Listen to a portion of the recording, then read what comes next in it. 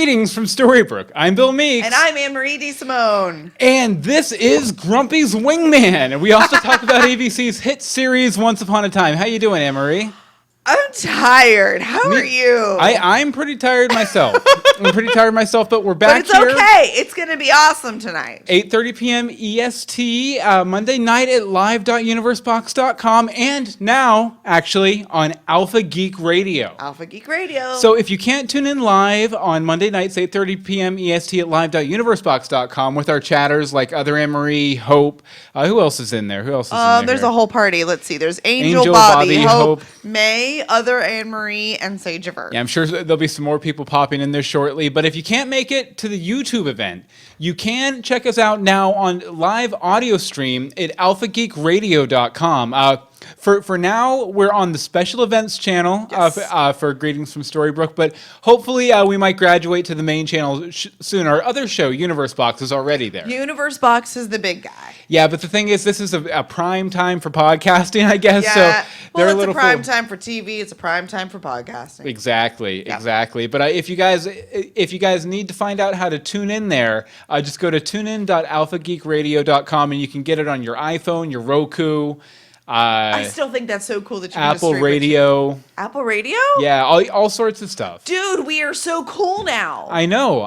We're all over the place. I seriously didn't know if anyone's tuning in from Alpha Geek Radio, let us know. Definitely. Tell us how it is. Pleased to have you along with us for our Once Upon a Time podcast. Woohoo! Okay, Anne-Marie, I guess we might as well go ahead and get started with our episode discussion here. Why don't you go ahead and hit us up with the rhyming episode summary? The curse has been cast. The Dark One is free. Merlin and Dopey are both stuck as trees. Back at King Arthur's, he's throwing a ball. Percival spying and prepping a brawl. Henry has romance while Hook loses his. Bad can be sexy, but Emma's got frizz. Despite all the haters, Regina is nice. But what is she willing to pay on the price? The price! The price! The price! Is right. The price! Ha-ha! All magic comes with the price, dude. All magic does come with the price. What do you give this episode's price, Anne-Marie? Or rather, your rating for it? I was like, wait a minute, we're rating things already. Yes, we are. Just a general impression. What you think about it? I want to be like, yeah, but I feel a lot more like, meh. Meh?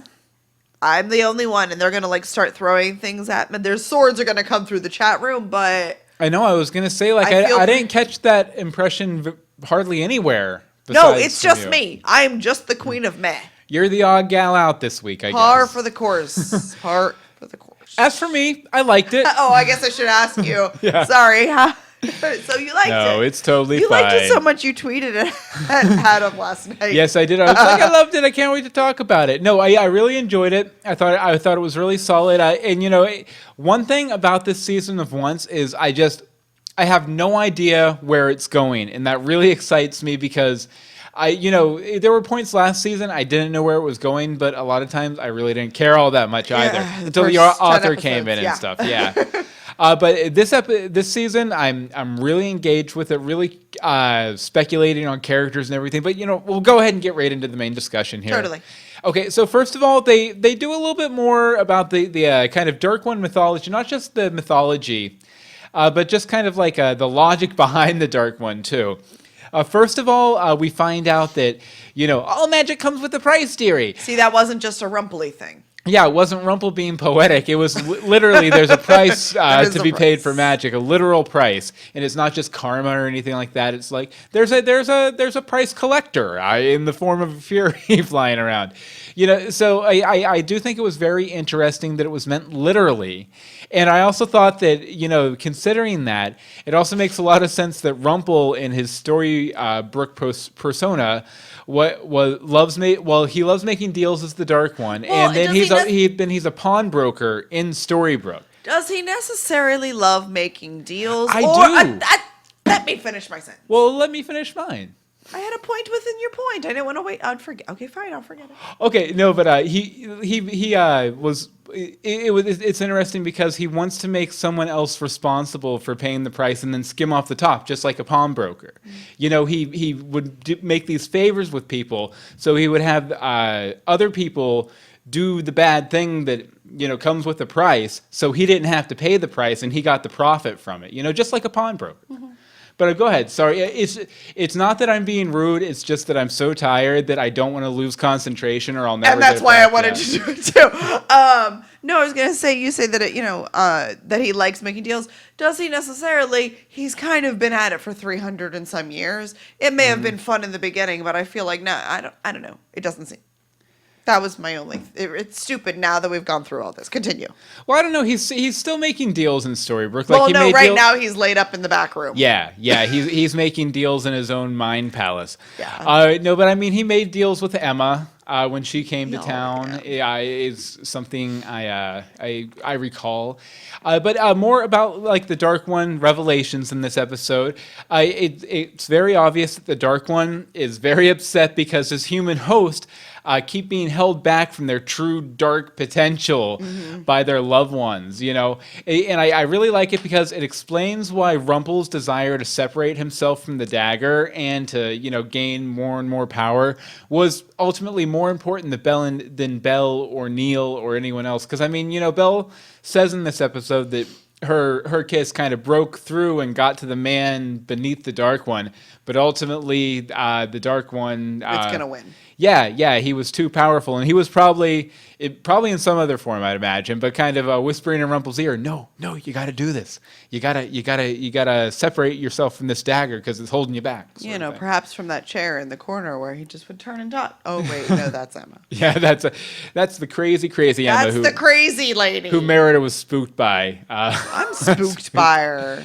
And one other thing I just wanted to say is that King Arthur in the flashback this week says that we're well aware of the demon. Now, I know that the Dark One entity comes from Merlin and everything, but I wonder if he ever ran into Rumple, throughout the course of all their adventures and travels and everything. Like, because I think that would be an interesting thing. Like if Rumple had popped into Camelot for some period of time. Oh. But then again, they knew of the Dark One, but there's other things going on there. Yeah, and there's other Dark Ones too, and there's also some timeline stuff that we'll get into later that might preclude that. The whole world's timey-wimey. Okay, anything good coming up from over here in the chat room? I didn't know. I don't know. All I know is Bobby's on Team Anne Marie with feeling like this was very meh.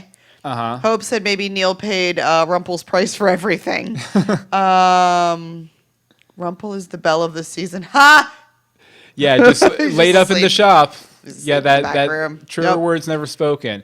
Also, I just wanted to point out that they didn't use the official name for Cruella, Maleficent. They didn't. They called them the Trio of Terror, not the Spice Girls of Evil. And you know what? That's where they went wrong. But I enjoyed that entire discussion where he's like, we can deal with this. We can deal with Pan. We can deal with the Snow Queen. We can't deal with this.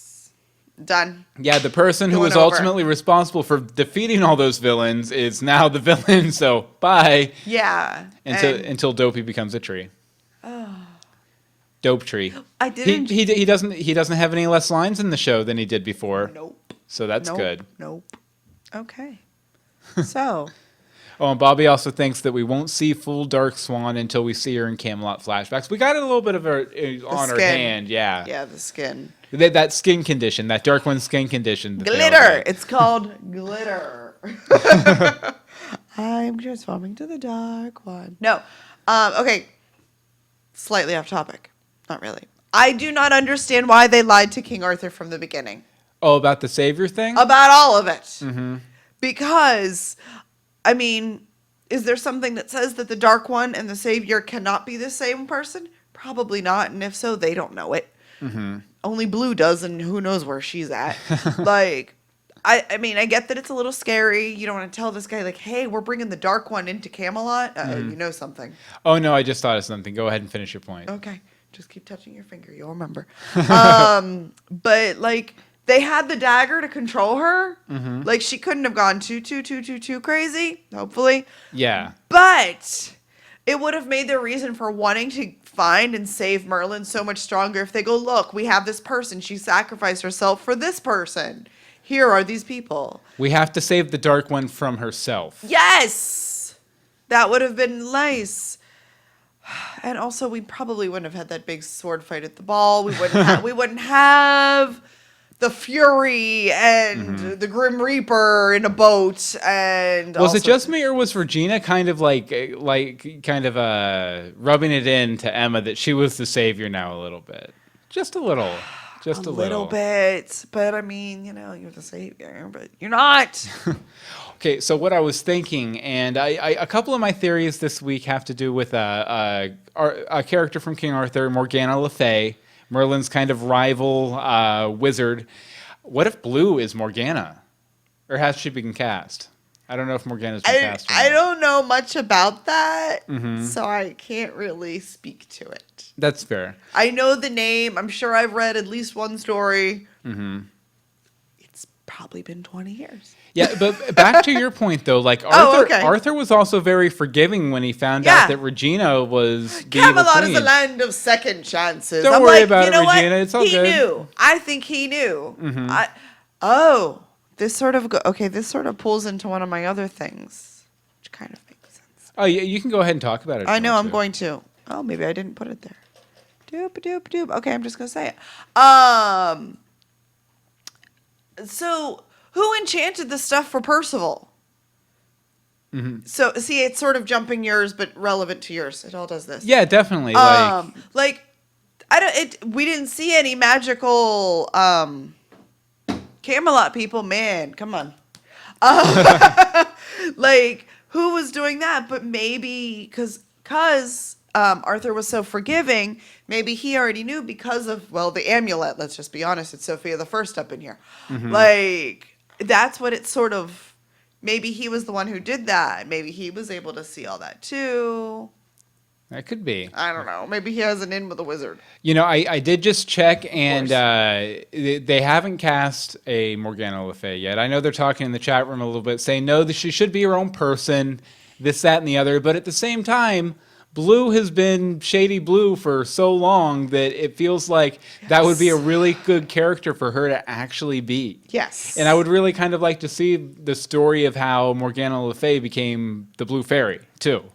That would be a lot of fun. And why she's been running schemes for so long. But you know who else is running schemes? Yes. Who I think has been running schemes. I agree with you, too. I think that Arthur and Guinevere are responsible for this new curse, for all of the badness that has gone on. I bet you... Oh! What? I bet somehow, whatever this magic-y thing is, they're responsible for Merlin actually being in the tree. I wouldn't be surprised, and I would actually guess. I didn't actually read your stuff. I don't know if that's but I would actually guess that it was maybe Guinevere is more involved than Arthur, maybe even because it's obvious that they need Excalibur reunited with the Dark One dagger, because if his people find out that he doesn't have the whole sword, the whole Excalibur, he's out of a job. His whole kingdom crumbles. So it's obvious that's a big motivation for him, and that's why he's been waiting for this prophecy to come true so he could reunite them. But where were the prophecies? In Merlin's head, he told them. But to Arthur. But is that necessarily said? Yeah. He says that Merlin told us that you would come here to there. But there's so many in different forms of everything. A prophecy is delivered in a different fashion. I don't know if he wrote down, he had these visions and he wrote them down, or if there's the globe thingies like in Harry Potter where somebody witnesses. No, I think it's just that Merlin is like, hey, this is the deal. He was this is going to happen in 15 years. Show up on this day. But I'm not going to tell you how. Right. So I think that Arthur and Guinevere had some hand in casting this curse and getting Emma to the point where she could reunite the two weapons. But alternatively, maybe Arthur and all the people from Camelot got pulled over into our world, so Excalibur would be as well. Maybe they had to pull over everybody in order to get maybe whoever did it. See, now I like your whole thing that they cast the curse. That wasn't this point, right? But I kind of think it was Emma, though, because it's in the Dark One cave. Yeah, but I don't know, though, because I mean, maybe they're not going to pull it over in a curse and it not appear where they can get to it. But remember, Rumpel couldn't cast the curse on his own because he had no loved one to sacrifice. So It's a different curse. Emma obviously didn't sacrifice. No, but even when they cast the curse to I bring guess them back with from Pan, yeah. to bring them back with Yeah, Oz yeah, and all yeah. that. They had to sacrifice half of Charming's heart, I believe, if I remember correctly. Oh, his whole heart, So, because now so they Emma, share. so Emma had nobody over there who she could sacrifice, no loved one she could sacrifice. I mean, maybe she could have sacrificed her own, but that would have been weird. So, I mean, if someone else cast the curse, maybe they had to bring Arthur and all those other folks over to get Excalibur Okay. into town. And plus, Okay. Emma's house really reminded me a lot of like a modern American take on the castle in Camelot or something. It seemed like Oh. that same kind of style. I mean, it's a stretch to say a castle looks like a house, but if a castle can look like a house, that house looked a bit like a castle. You know what I mean? And how did Regina know where it was? I guess the bug parked outside. How did. Okay. So if Emma didn't cast the curse, how come she hits her memories still? Because I think she remember Gold had his memories through the curse. No. Yeah, he did. No. They didn't. They started coming back to him, but he didn't have them immediately. It wasn't a right away thing. No, I think it was. I think we rediscovered that in our commentary rewatches. But one thing, it's obvious that King Arthur and particularly Guinevere are up to something. And if I had to guess right now, I'd say that it's probably Guinevere more than King Arthur, because King Arthur seems reluctant to lie, but at the same time he doesn't want to disappoint his people. Where I think Guinevere just seemed kind of shady, and plus, if you know the whole story of King Arthur, she was sleeping with Lancelot and everything, or in love with Lancelot, and running games on King Arthur anyway. So I wouldn't be surprised if she wasn't revealed as The bad of the season? a big bad, or at least someone partially responsible. And I kind of got the impression in that reuniting scene in the field with the tents and They everything, both knew what was up. or at least that Guinevere did.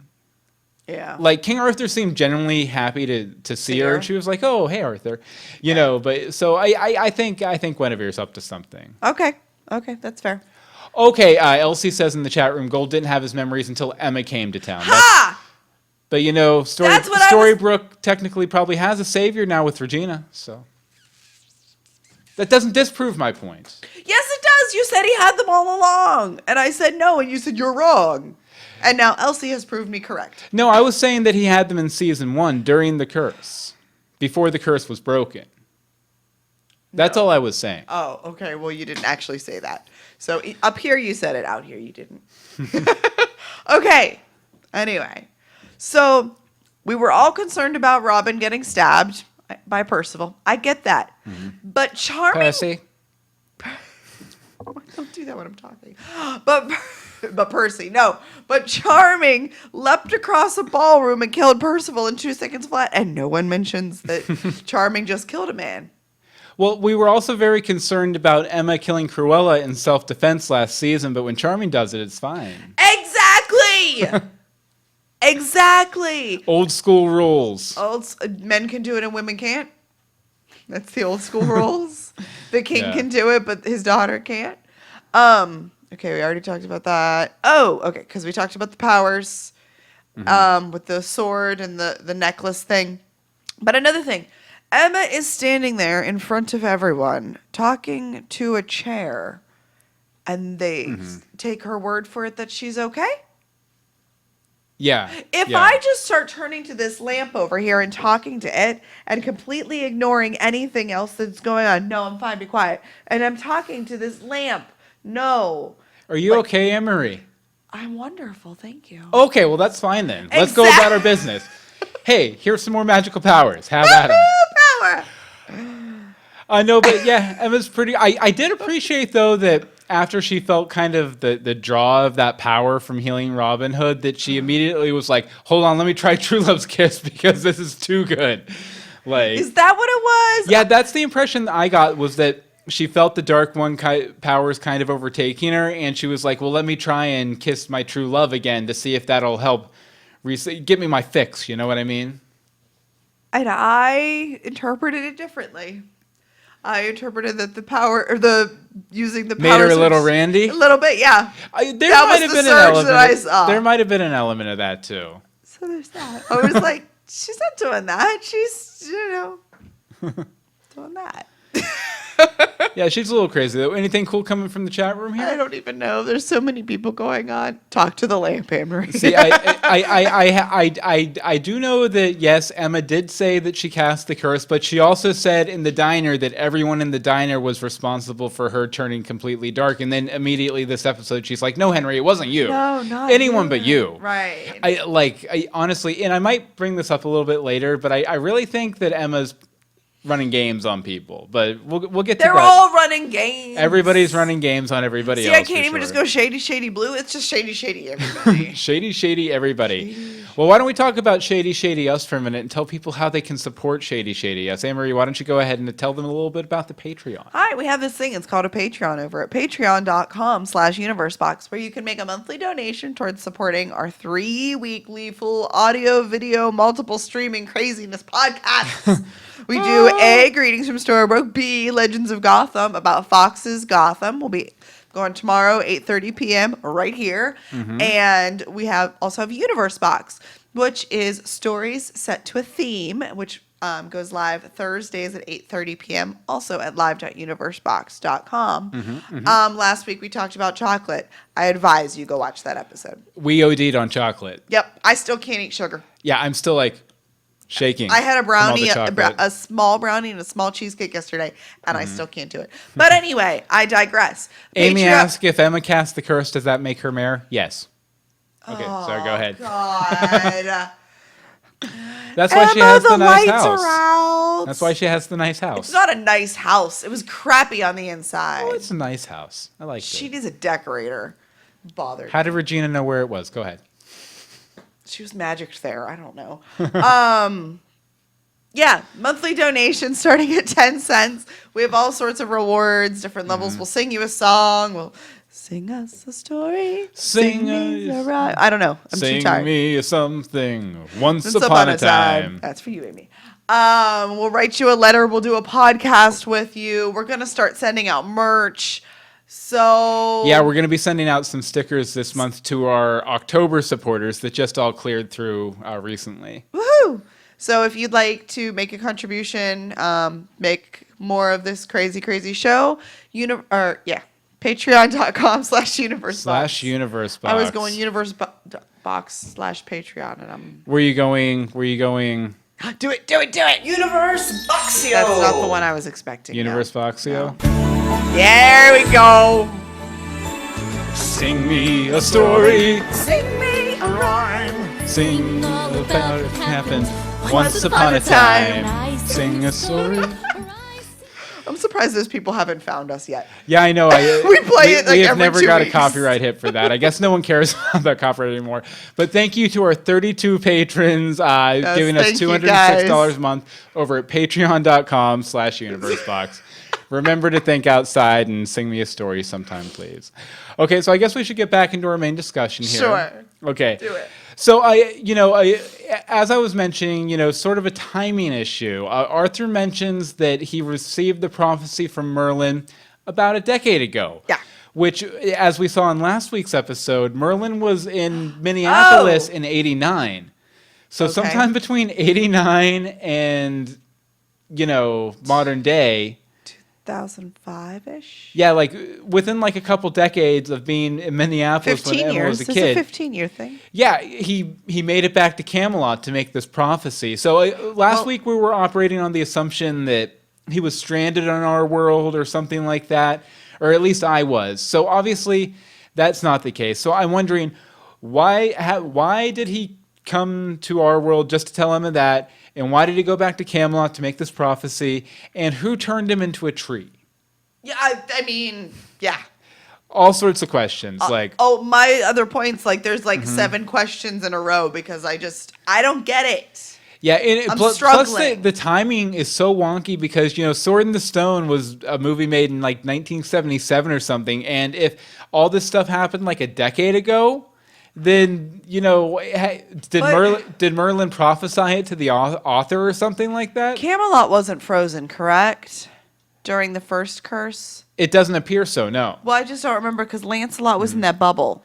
Yeah, you know what? Actually, that's true. Lancelot was in that bubble, so I wonder. He's gone now. And Arthur doesn't seem like 50 years old either. No. So, but time could also be different. Yeah, we don't know the time length. Well, I think Adam has said that time runs concurrently. Oh, okay. I believe so. But I mean, again, it could be some sort of like frozen in a curse thing. Maybe they were trapped in that bubble too.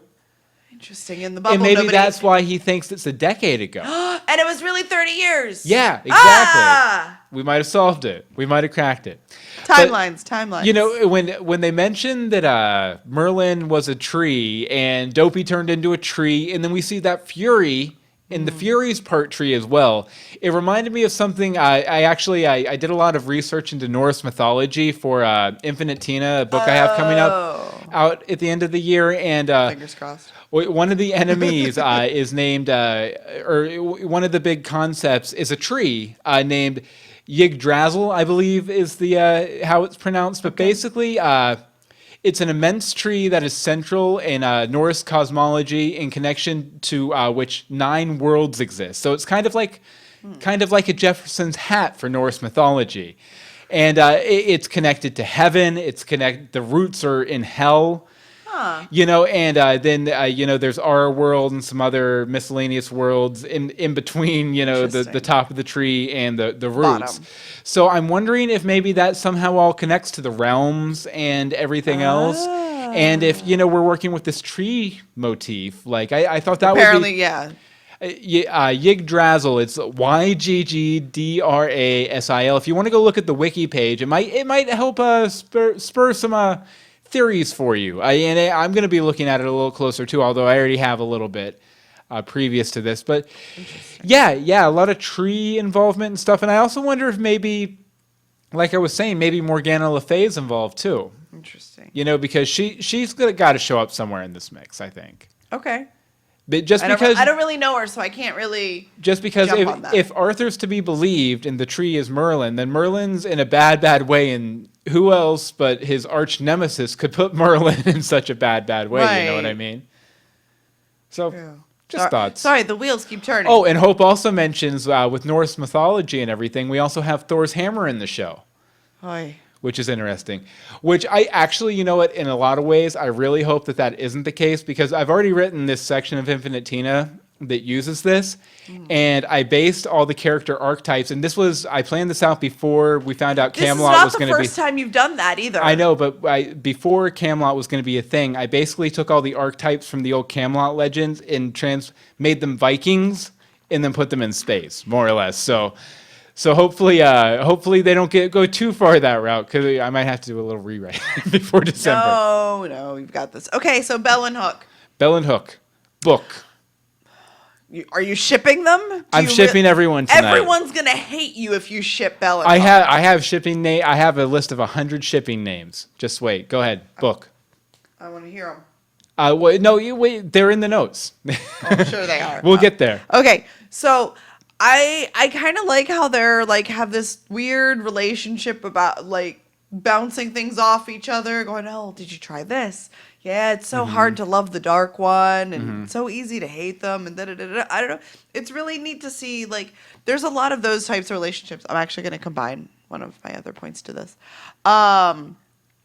because it's very similar. Cutting and paste. With people who've had issues in the past, coming back around and having a good relationship, like Snow and Regina. Yeah. Where they had that awful relationship, and it's really changed now. And it's really a little weird, though, because it's kind of like Snow is Regina's mom, too. Mm-hmm. Because how she's like, "No, you're going to the hospital. Someone needs to check you." Like, stuff like that. I mean... But it's nice to see, you know, and she's the first one to step up anytime Regina's in trouble, except when it comes to taking the Dark One dagger. But, like, I don't know. there's lots of like good relationships. Yeah, and I that we haven't gotten to see as much. I definitely enjoyed the kind of like ex Dark One lovers club kind of thing they had going on at Granny's there. Oh, and also Angel pasted this GIF saying "ship all the ships," I just put it up on screen because I loved it. Oh no, I loved it so much. I can't see your screen. Well, that's probably best. Okay.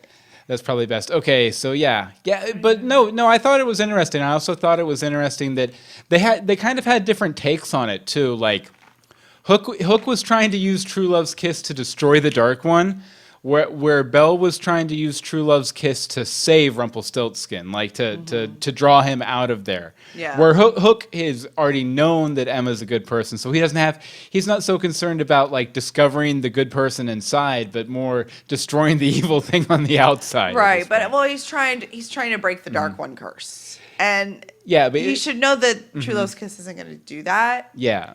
Exactly, because Belle and Rumple.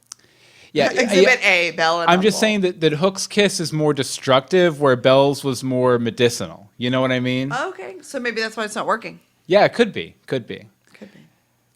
Or maybe again. Oh, here we go, shipping all the ships. Well, I was going to say maybe Emma's running games, and maybe she doesn't. Well, she does say I don't need fixed, so maybe she actually really doesn't need fixed.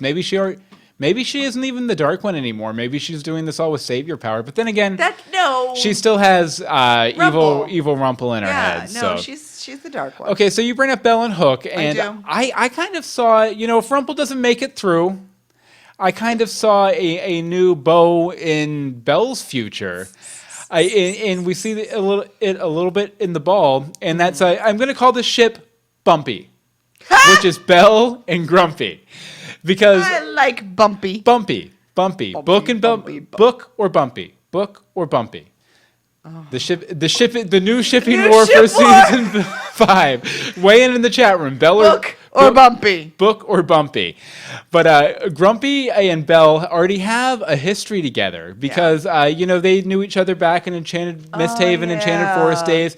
Back when she was allowed to go on adventures and not just look things up in books. Yeah, they kept commiserating at that tavern where the dwarves would be hanging out, and Grumpy would always give her like a motivational speech. And we see the same thing happen again at the ball in Camelot. Yep, we do. Here.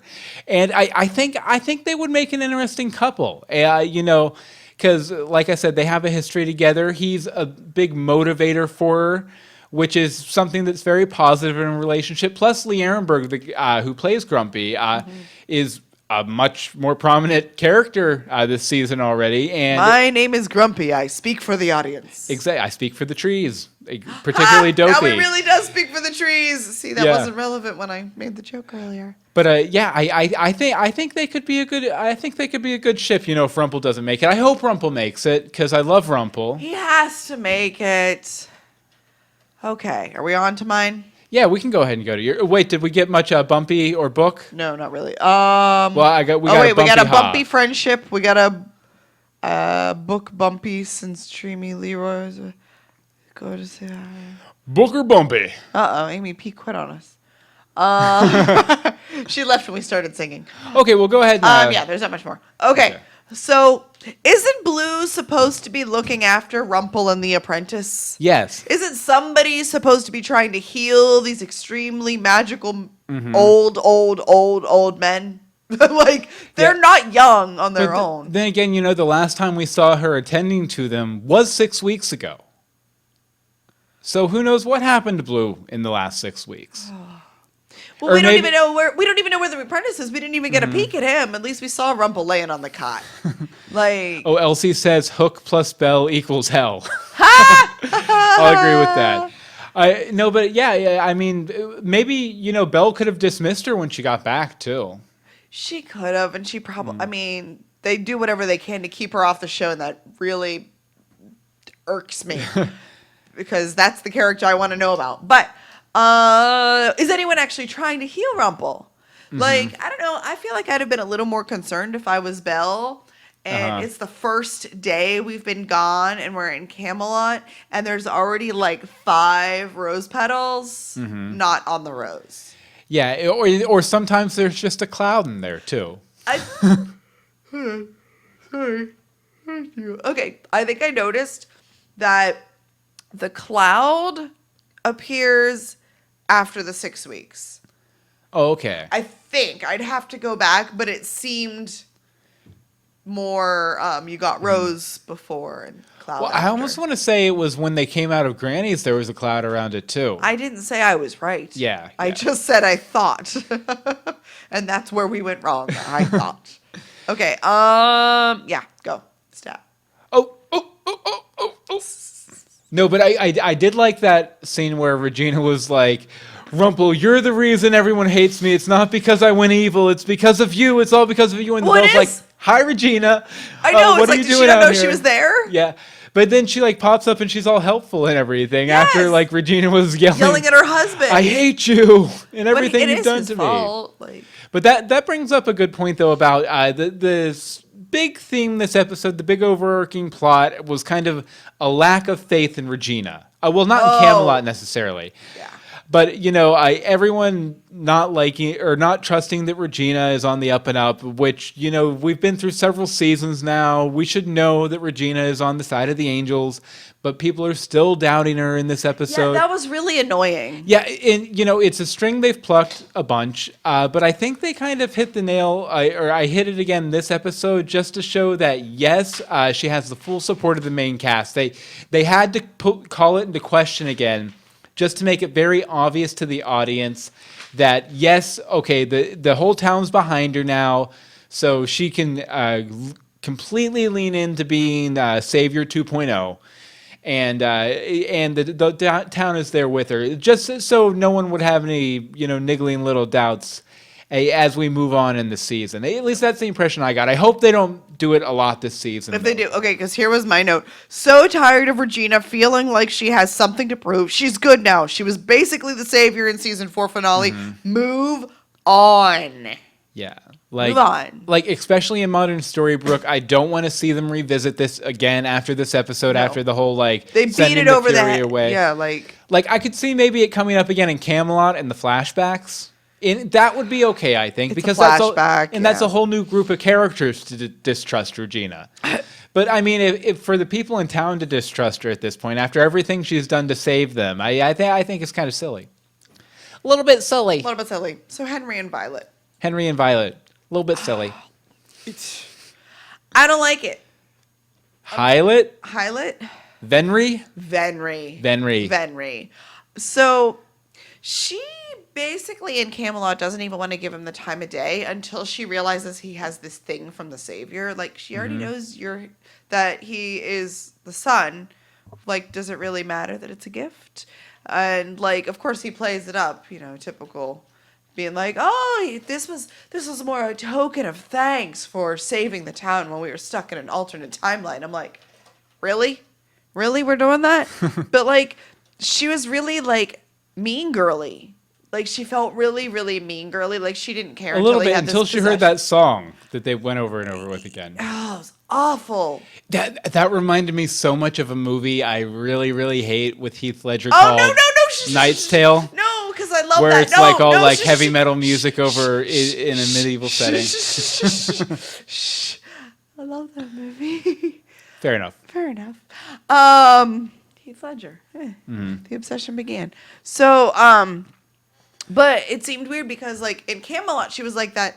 But in Storybrooke, Henry automatically already seemed to have, like, a sort of an upper hand on their, like, mini relationship. And she was much more accepting of him, even before, what? Well, it seemed like both of them had kind of, like, an echo of memory of the stuff in Camelot. I don't know if he did, but she obviously did. She's like, I feel like I've heard this before. And I think that she is either like a crack in the curse and like she kept some of her memories, like somebody, you know, didn't shake the whatever enough, or she's looped in with the Guinevere and Arthur thing.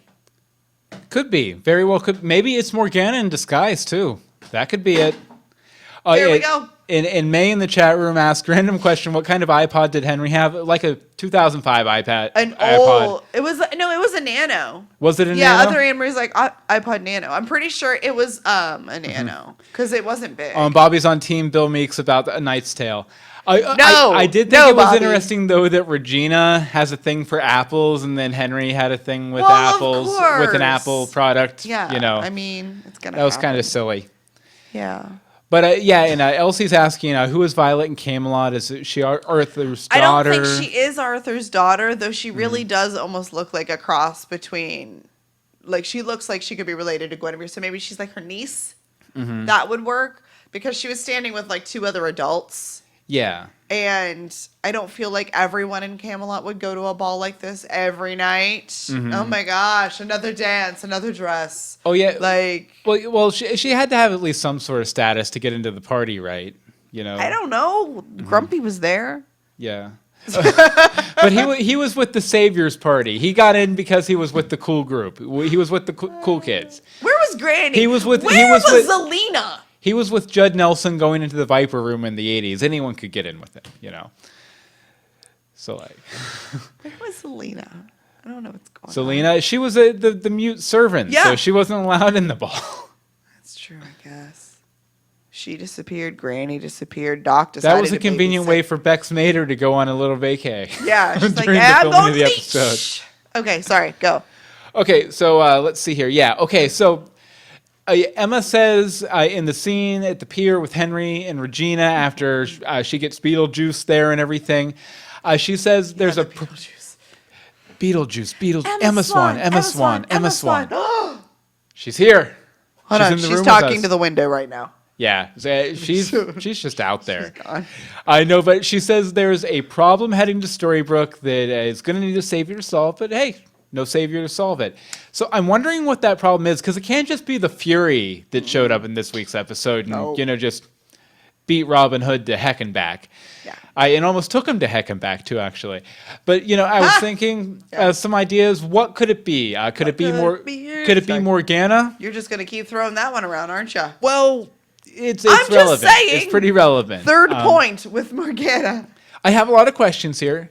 Okay. Could Merlin be the real bad guy? Could it be Merlin or some machination of Merlin coming to Storybrooke to wreak havoc? But the apprentice. Yes. But I mean, we've seen characters go a long, long way for a gag on this show before, It's very true. Merlin could go that far. Maybe. I don't know.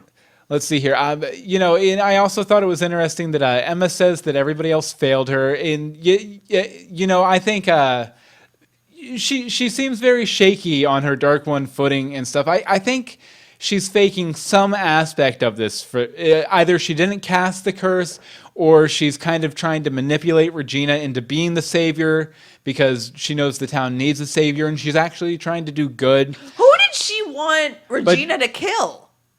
That bothered me too. I'm really loud tonight. It's cool. When she's yelling at her, going, you want to be the savior, do what you need to do and stuff like that. I'm like, that means she has to kill someone. Yeah. Yeah. I know she obviously sacrificed herself, but who was Emma thinking?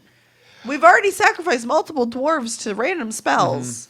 Sorry, continue. Oh no, but I was just I was thinking, she wanted to give Henry a little hint that she was still cool with him and that things were still ultimately going to be cool. But then again, is some stuff we see in the trailer for next week, and kind of where they left it at the end, maybe not too. Not so cool. And one thing that bothered me that I just wanted to point out that Snow's like, if we win, Emma loses. What was that? Yeah, because isn't their goal to rid Emma of the Dark One? So if they win, then Emma's fine, and she's not the Dark One anymore. She doesn't lose, because obviously she's not the Dark One anymore. I mean, if they lose, then Emma dies, and then everybody loses. Yeah, I don't know. Emma dies, or they die, or something. Someone's like dying. That. And Sageverse says maybe it's the Black Fairy or the original Dark One. Could be. Another Anne-Marie says, Johanna did it. Johanna did it. I support. Maybe Johanna was the original Dark One. Maybe Johanna's Morgana Le Fay. Just saying. But Downton. Downton? With Downton. Okay, let's see here. Elsie says, I think Emma was telling Regina that Regina needs to sacrifice herself to save Robin, which is what a savior would do. Yeah, well, she did, but She made the effort. Obviously, her friend, she got a little help from her friends, so she didn't but actually that included Arthur, which is why it was weird. Was Arthur Yes. in that group? Yes. I thought it was just I rewatched I thought it was Snow, Nope, Charming, that's fine. and Grumpy. Nope. Oh, interesting. Snow, Charming, Grumpy, and Arthur. Okay, so other Anne-Marie says, I'm sticking to my theory of Emma getting pregnant and giving birth to the Dark One. Ew. Okay. Gonna get that mental image out of my head here. Okay, Anne-Marie, out of 340 shipping combinations of Hook, Grumpy, Belle, and Granny, how many shipping combinations do you give this episode? Oh. 284. Why? Meh. Meh? I really obviously I've been yelling the whole time, so that's never a good sign. I have other things even in my head, like, I can't come up with them now, but I was like, why? I'm just like, meh. When you got so excited over it, I was like, are we watching the same show? We were just at different times. We were at different times, and yeah. That's Nope, fair. didn't like it. Let's see. As for me, I think I'm going to have to give it... you know what? I'll give it 315 shipping combinations of Hook, Grumpy, Belle, and Granny. That's one of our biggest differences in a while. Yeah. I thought it was really strong. I thought it put a lot of questions into my head, which are always the episodes I love the best because they get me thinking, they get me theorizing, they get me talking about Johanna being Morgana Le Fay. And I really just liked it overall. I thought it was really strong, way stronger than, say, episode 2 of last season, for sure. And I really think that Hook, Grumpy, Belle, and Granny should enter into a polygamous relationship. That's all I'm saying. So it would be Fromel Annie. Stop it. Stop Okay. trying to do that. Okay, what do they got over in the chat room? Let's Anne-Marie? see. Over here, we've got Bobby gives it 270. Other Anne-Marie, 325. Amy P, 300. Sage of Earth, 340 out of 340. Nice. Hope, 307. Angel, 290. May, 300. I will say that Sage of Earth had such a high score for it because she thinks that they're teasing Hades. That Hades from Hercules is coming to Once Upon a Time, which I could see. I could definitely see. Okay. Because of the whole, Yeah. underworld thing. I got you. I got you. And May says about 300 out of 340 shipping combinations. I said that. Okay, so let's see here. I guess now, what time is it? It's time to go on to the news. News. First up, the ratings. Once Upon a Time was 1.8. However, in Quantico, which I guess was accurate. I copied the sentence. Yeah, it was 1.9. However, both retained all of their 18 to 49 numbers from the premiere week. So they didn't go down at all. They didn't go down. They didn't go up. I'm okay with that. I'd like to see them go up. So that's all I got. I think...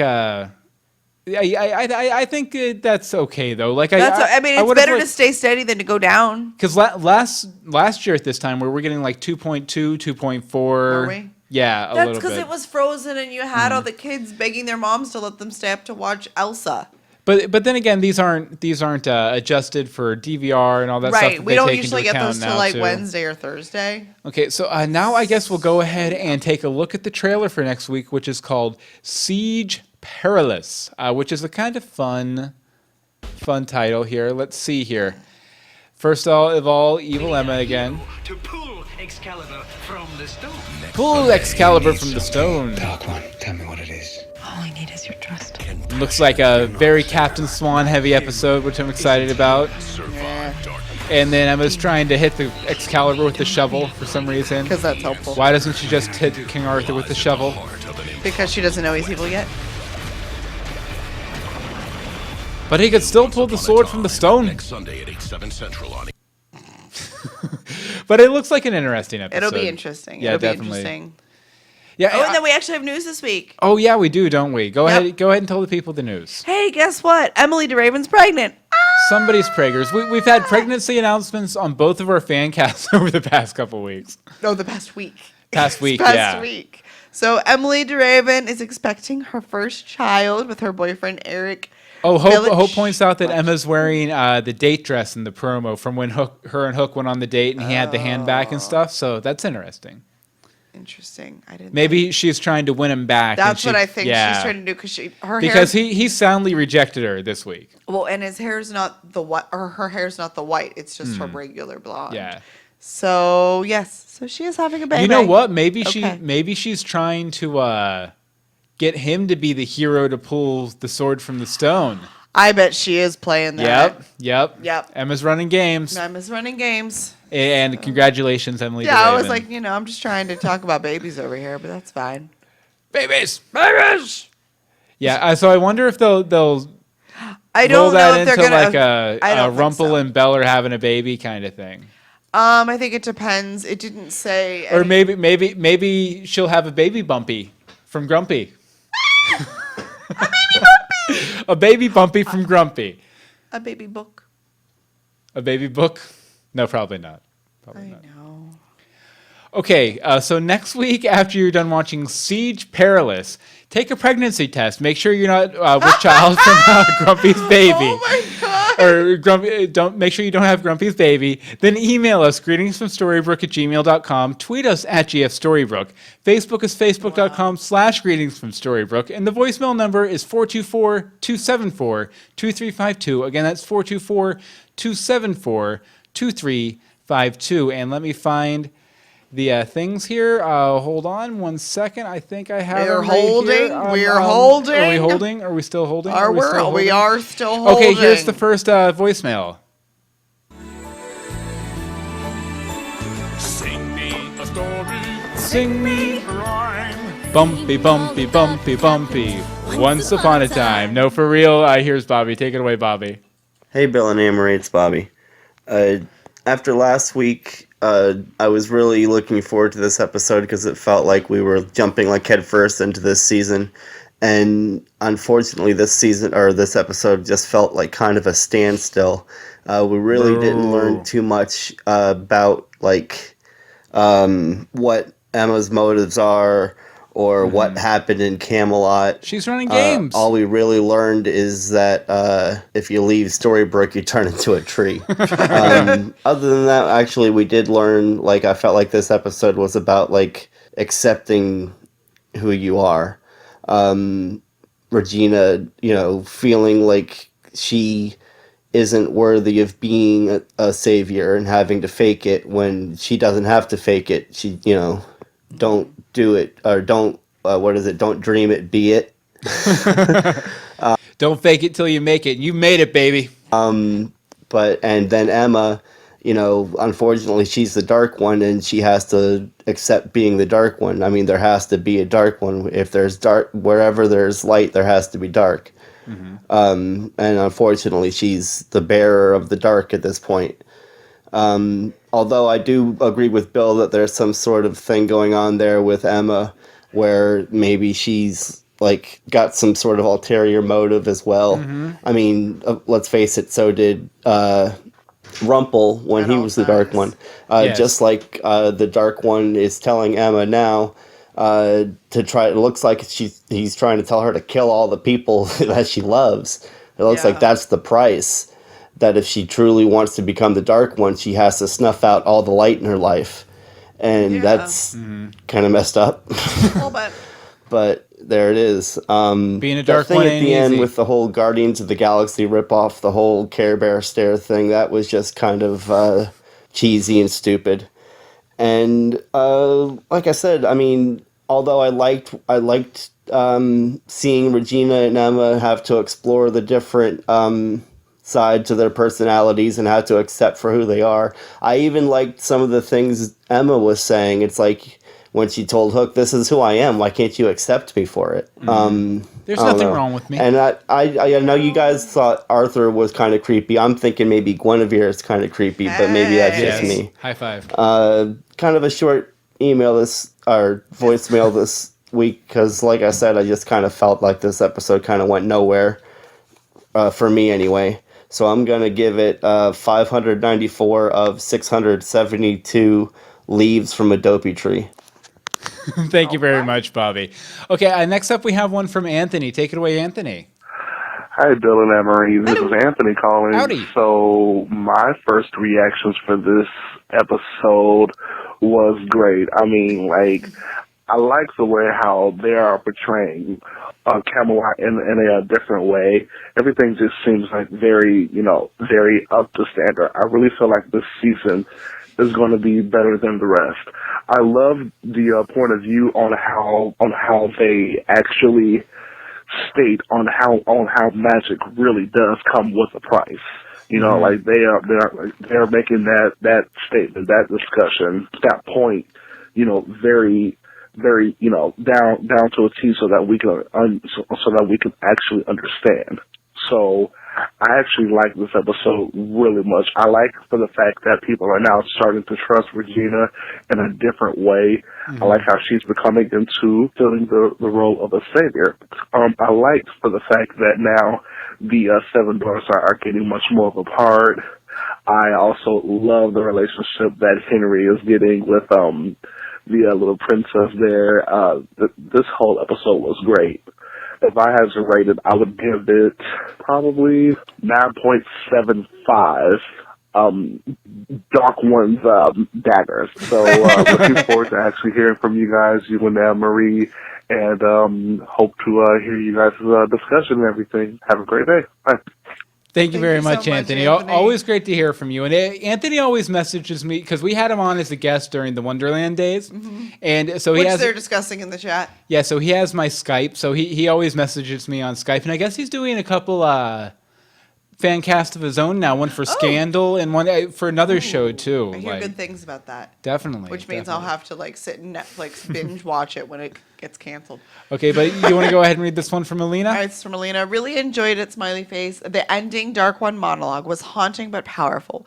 The pull of the family was so desperately to protect. The friendships that make it possible to forget who we used to be. The magic that threatened to undo the most evil things, the love that refuses to give up on us. We can't escape the reach of the light.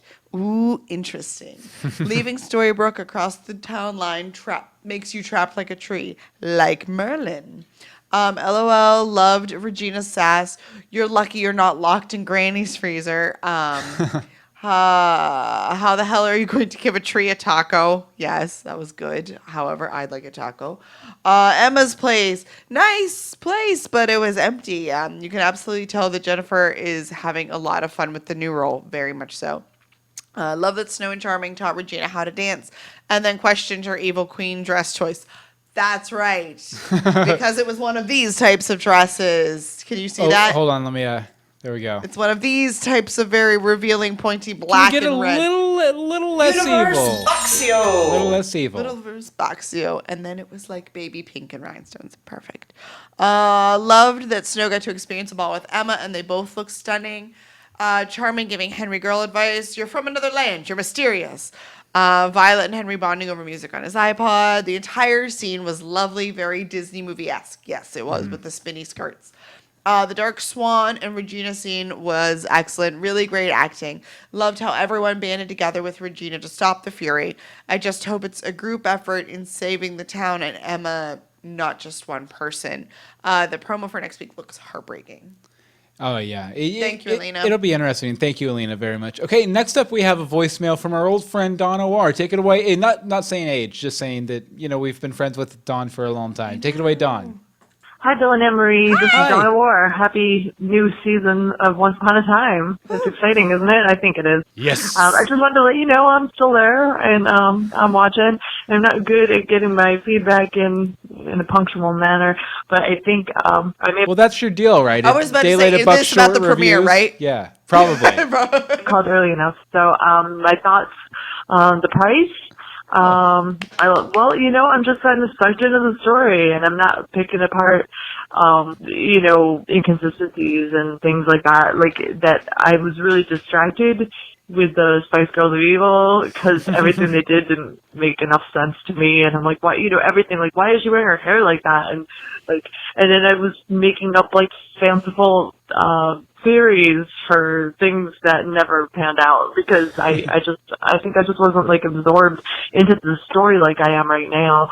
I really liked that device, when they walked into Camelot and we thought it was over, and then all of a sudden they were back in Storybrooke, and I forgot their memories, and you're like, oh no, again? But then I'm like, that's what they do on the show. That's how they do it on the show. So I'm like, I'm gonna ride the ride, and I'm riding it, and all the questions are things that I expect will be resolved later, and I'm just watching as it goes. I don't think Emma's fully dark. That's the only theory I got so far. I think that she's not really turned, because her skin was going gold when she used dark magic, right? She saw the dark dermatologist and got it fixed. So she's not fully turned yet, or she'd be gold. That's my theory, but that's not really that big or earth-shattering a theory. What else do I have?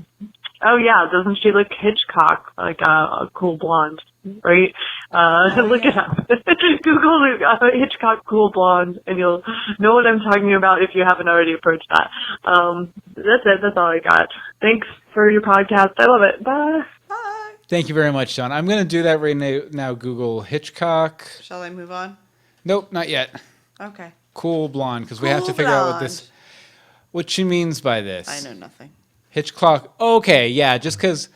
he was very fond of casting blondes that were beautiful but not exactly bombshells. Like, he wasn't casting Marilyn Monroe. He was casting, just very well put together blondes in his movies. Here's a couple examples here I'll show on the screen real quick, like Carlotta Valdez and what's her name? Jamie Lee Curtis's mom in Psycho and all of that. So, okay, you want to go ahead and read the next one here? Okay, sure. This one's from Ash, Hayen, and Bill. While everyone looked gorgeous and dashingly full of swagger in Camelot, and Emma and Belle were dropping truth bombs all over the place. Yay, action daddy charming. Woohoo! Though really, they all should have known how secrets cause problems by now, but I understand why they did it. I loved how Gramps Charming gave Henry some advice, though technically he did have a crush on Grace first, but so cute. And looks like we had Charon, I don't know, this time around, so maybe some more of the Greek group will show up as well, or a mix of Celtic too. We're getting some votes for the Greek mythology in the chat room. Oh, there's always been votes for Greek mythology in the chat room. I loved how Belle and Grumpy had another buddy moment in the montage. Bumpy. Oh my gosh, act my heart, and holy smokes, epic questing time. Woohoo! I'm going to give this one 9 princesses and the poppers switcheroos. Cheers and hugs, Ash. Thank you. Thank you, Ash. Have a very bumpy day, Ash, for sure. Bumpy. Okay, next up we have a voicemail from our another old friend, Amy P. Take it away, Amy.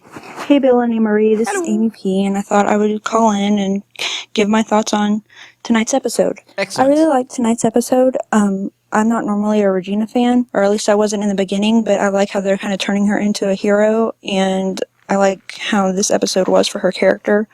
My favorite part had to be when Charming was teaching Regina how to dance. I just thought it was a cute kind of moment. Mm-hmm. As for the whole Fury kind of theme they had, I was a little bit scared that because they were showing Roland, I thought he was going to maybe die, or he was going to be the one taken. I was kind of glad he wasn't, but I'm also kind of glad no one really died in this episode. But anyway, one thing I didn't really understand about this episode, though, was why Belle brought the rose to the dance, or the ball. She wanted to dance with her rose.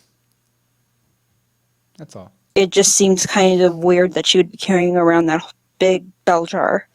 Anyway, hope you guys have a good show. I will talk to you later. Bye.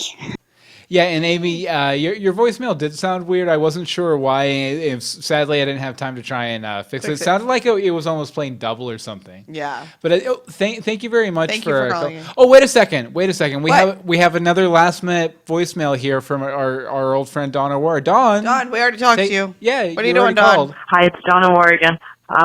I remembered when I put the phone down that there was one thing that was like inconsistent that took me out of the story, and that was, do you really think that Henry likes that song? Like, do you really think that's what he listens to? Like, do you really think that Henry is listening to like gay dance club hits from the 80s? It doesn't make sense. I know Storybrooke was frozen in time, so maybe. Like, it just doesn't seem like that's where he would be listening. I don't know. I would have liked them to have been playing "If I Could Turn Back Time," which I believe actually is a gay dance club or nightclub song from the 80s. Know what he would listen to. I'd have to think about that, like in some detail, like what music would Henry listen to. But that's not it. I don't know how you feel about it, but that's not it. And certainly, do you think that's what he'd pick to woo teenage girls? Like, would he go with like what's now like One Direction or something? I don't think that Henry listens to One Direction either. I have to think about it. I'll get back to you on that. Okay. Excellent. Thank you very much again, Dawn. Thank you. And let's see here. Well, actually, you know what? We'll play this one from Michael Lucero, and then we'll wrap it up with a late letter from Tracy. Take it away, Michael. Hey, Bill and Anne-Marie, it's Michael. I really liked this episode. Not as good as the first one, but still very strong. I really liked Henry's initially awkward approach of Violet. It seems like he's grown a lot since then, since Camelot, since he made the approach on his own without any encouragement the second time. It kind of feels like a callback to Season 1. Even though their memories are lost, these characters' past still manages to carry over and filter through in interesting ways. I also love the song that they used both times. It's called Only You, and it's by an 80s British synth pop band called Yazoo. And not only is it a great song, it's also a Fringe reference. For once I'm talking about Fringe instead of Lost. But now you I actually know the song through that show. They used it at the end of the first episode of their final season in a really moving, almost tear-inducing moment about how music can give us hope in bleak situations. So I think that's really interesting because they have been playing with hope a lot in this episode as well.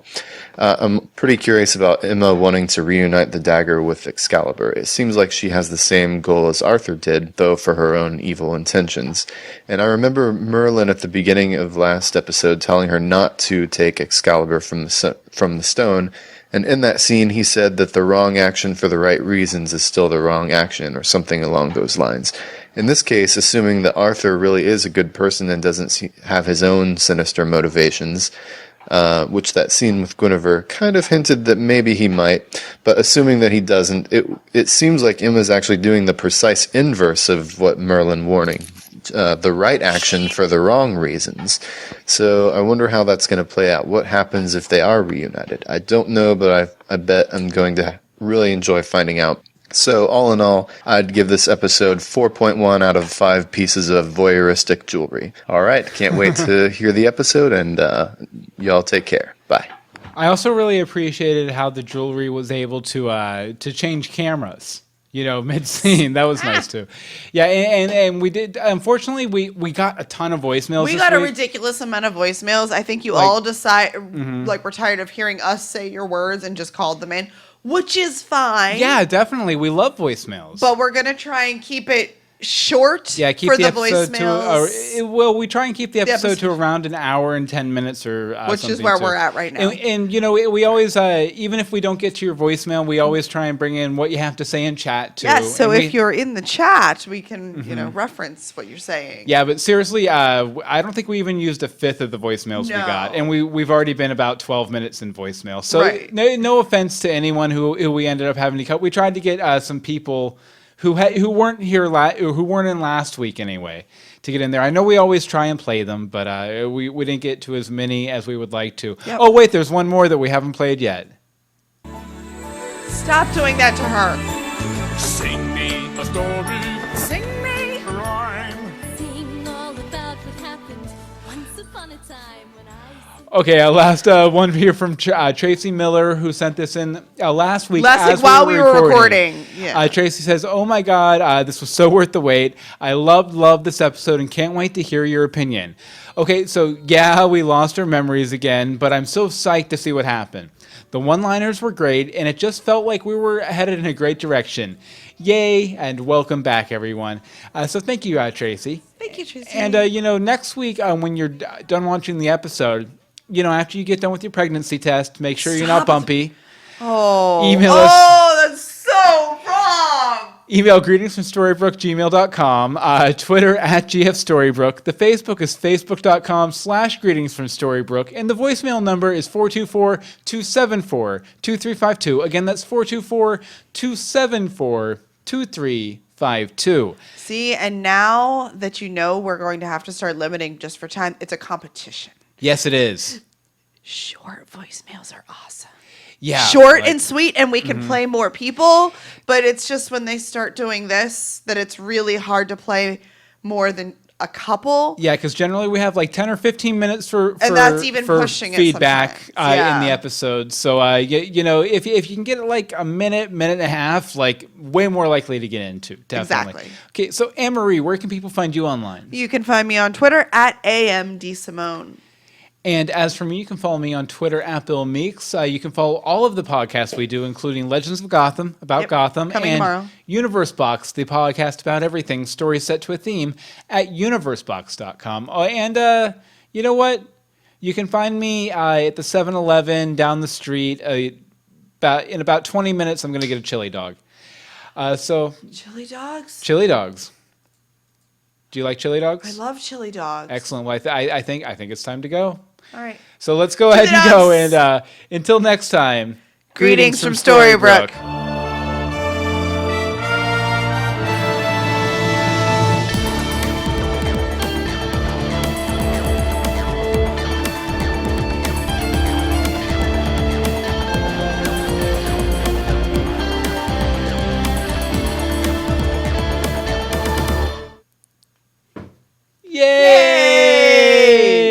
Yay! I didn't yawn that many times. I'm proud. Me too. Sing me a story. Sing me. Rhyme. Sing all about what happened Once upon a time. No, it's just if I have it up in It's the just player. we enjoy it. Sorry, Yeah, Amy. if I have it up in the player, I have to play it just because. I mean, we could sing "It's a Small World." My kids were doing that earlier. Oy, all right. No, but thank you guys so much in the chat room, and sorry for people whose voicemails we had to cut. Like, Yes. I wish I could find somewhere. Right. Because we did blog posts we do blog last posts year. when we have enough letters, but it's really Yeah, hard to it's do like- that with voicemails. Yeah, it's like hard to find a place to host the audio and stuff like that. Right. We should try though. I'll think about We'll it. think about something because we do appreciate anybody taking the time to call us. Yeah, definitely, and we want to give an outlet for them, even if we can't get them into the actual episode. for Exactly. sure. Okay, well, we love you guys. Bye. Bye. We love you. #Gotham Monday.